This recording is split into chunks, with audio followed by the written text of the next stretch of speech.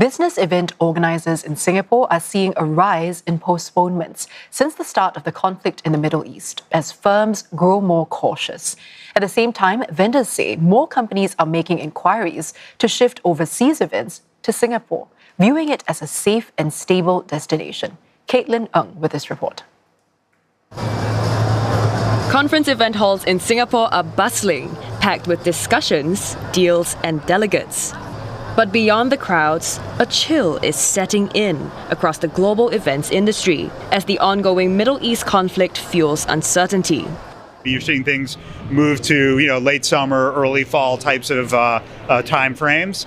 Some are relocating and just choosing a different location altogether to host the event. So I think that's the most immediately impacted and affected area. I think from an attendee standpoint, you're also seeing some impact of attendees coming out of those regions. On the ground, that's translating into more cautious planning and responding quickly when circumstances change.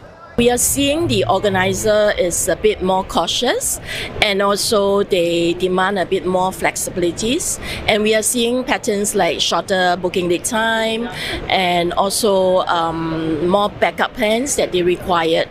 Another development is the growing preference for safer, more stable destinations.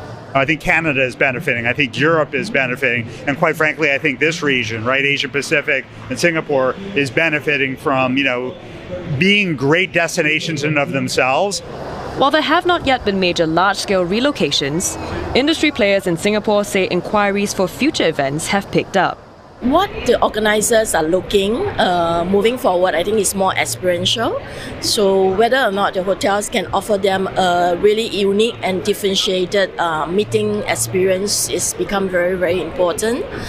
So that is something that we are working on to try to offer to our organizer a different experience by brand.